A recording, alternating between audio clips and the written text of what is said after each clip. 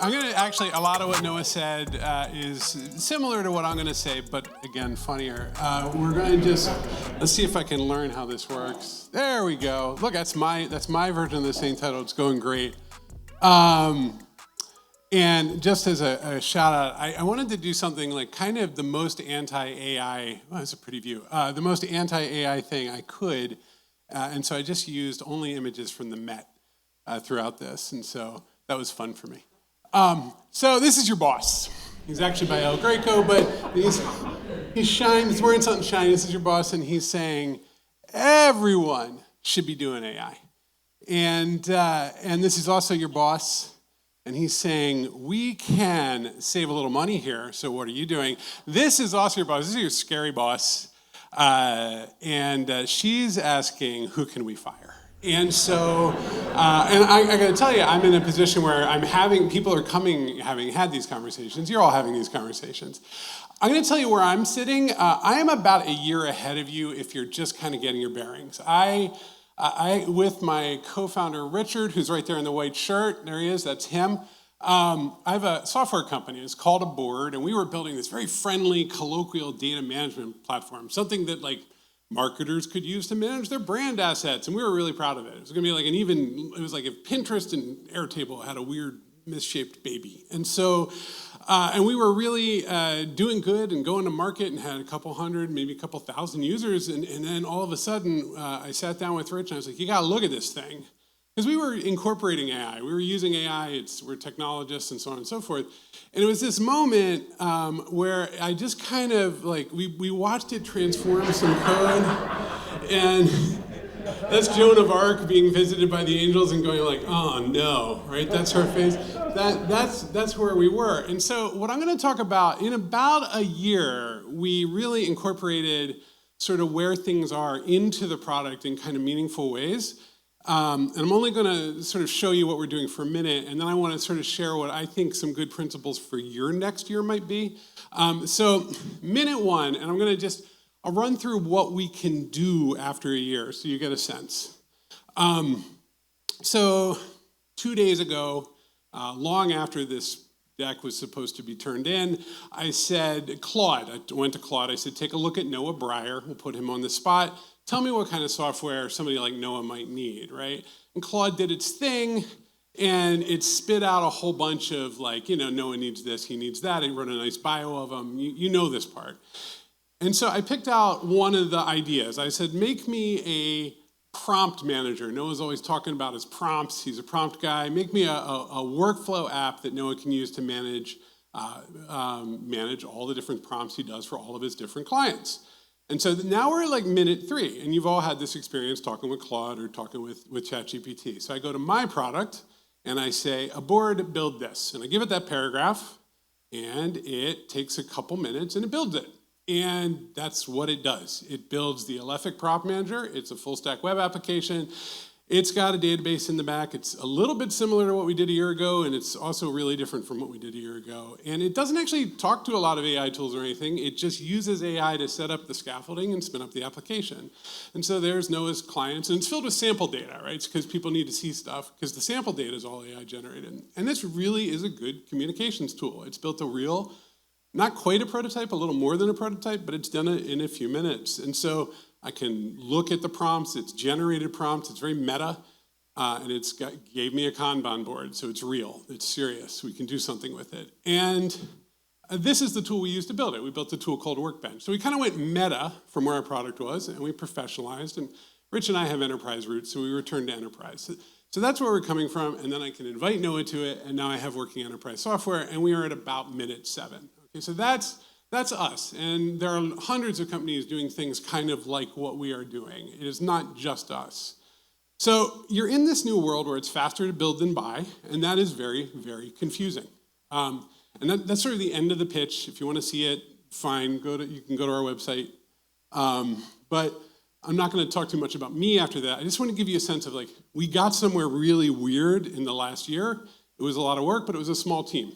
So here's your number one job. This is what I want you to do for the next year. You need to start a log. You need to start to track everything you're doing and put it in a big bucket. Open up Google Docs. You can record every meeting, that's right, and you can put the output somewhere. Don't just generate a bunch of content and transcriptions and leave them for later. Like, no one is looking at those transcriptions for the most part. Like, make sure they go somewhere. And this becomes really important later. So grab your thoughts, your prompts, biographies, meeting notes, things that ChatGPT generates, metrics, whatever the hell, just put it in the document. Do it now if you want. Open up your phone. I'd be fine. If you're going to look at it anyway, it's all good. So that's one. Get your log going. Don't trust your instincts. Noah says this all the time. He just said it. I was a little disappointed sitting right there because that was my point. I decided to kind of design my own midlife crisis a couple years ago, so I started to learn piano. That's one of the first pianos, by the way. It was at the Met. It's pretty cool. And I thought I was pretty good. I sat down for like a year, and I started to learn. I started to feel like I could play For Elise by Beethoven, and I was like, I'm not bad. And it was a really nice moment for me. And then I went and found a teacher, and he started to give me, all the music had animals on it. Like, it was just like little pictures of frogs and stuff, and all the notes were like this big, and it was really embarrassing and bad. And so now I practice every day, and I'm slowly getting better, but it turns out that my instincts were a disaster. I thought I was getting pretty good, and I was actually just kind of like getting worse and worse. And the problem is this technology is it wants you to feel amazing. It just tells you, like ChatGPT just tells you over and over what a genius you are. And this is you. This is you using ChatGPT, and it just constantly affirms and affirms and affirms and affirms. And by the way, this is Caspar Friedrich. That's the guy who painted that. And it's just like, this is how you feel when you're using AI, right? You're just, but this is who you are. You are this little Van Gogh baby with a weird face. And you don't, and this was me too. And I'm actually going to just like, when ChatGPT 4 hit, I was like, oh, okay, if everything changed, we're going to have to learn. And so Rich and our head of tech, Adam, we needed to start. We spent 3 months, and every day for 3 months we met every weekday, and we had spent usually each of us about 3 hours working with the technology, trying to figure out what to do and how to make sense of it. And that was time well spent, and it's really hard to stop your company that is already not fully launched, it's kind of limping into the light. And it's really hard to stop everything you're doing and take that time. It feels very counterintuitive, but you kind of have to do it. And to Noah's point, hands on keyboard, I love marketers, and I am one and so on, but it's the most delegation-friendly part of any industry. Like, marketers love to delegate. Your team can't do this. You can't be like, hey, team, you guys go figure out AI and report back, and we're all going to learn. You have to put your hands on the keyboard and feel it, because it's so counterintuitive. And you are getting slammed by messages all day long. You're being told that you need to build agentic frameworks. I want you to get these words out of your head. You just need to learn. You just need to do. I want you to stop thinking about unicorns. I want you to stop thinking about billions of dollars. I don't want you to talk about chatbots. I want you to these are all good things. They're all fine, but they are, you don't want to be building towards these kind of goals. You want to be learning what the technology is. Vibes are very dangerous.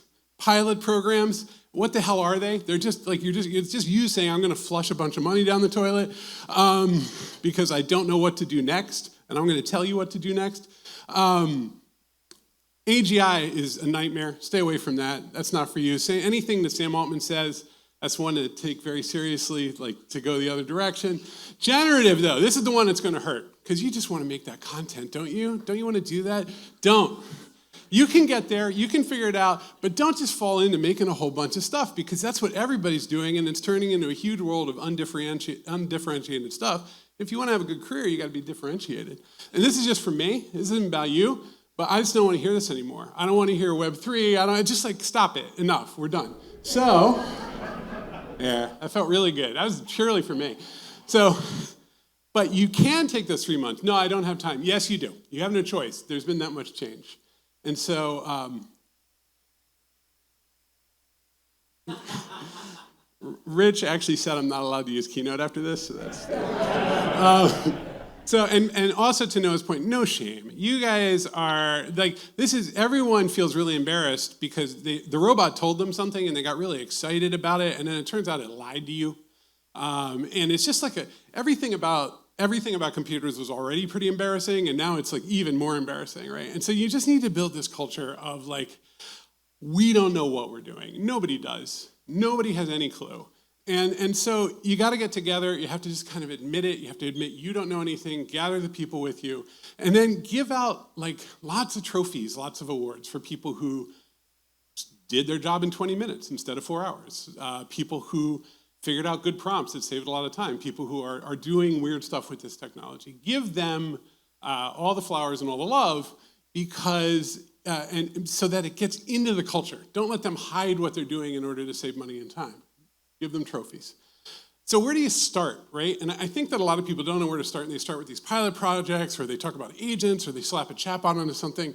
I would actually start way more locally. I'd open up my calendar. This is the advice I wish I had. I really, really wish somebody had said this to me a year ago. Open up your calendar and look at all your meetings, okay? And just think about how, in real simple thoughts, you don't have to get smart.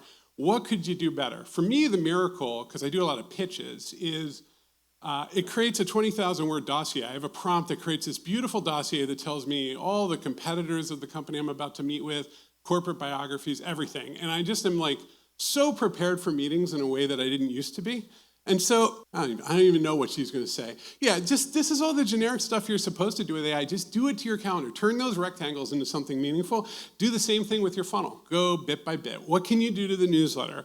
What can you do with your HubSpot leads? What can you do with all that stuff in the funnel? How can you make each piece better? Don't AI it. Just think like the whole funnel. You're not going to suddenly change your business. Be like really focused on the specifics and sort of what you actually do. Your business isn't changing that much. And your job is to make guardrails. It's actually not to be an AI genius. It's to figure out where the limits are. That's what that 3 months is about, is you figure out what doesn't work. You figure out where it breaks, where it lies to you, and now you're good. Now you actually know some stuff. And this is just a maximum I repeat to myself before I go to bed every night.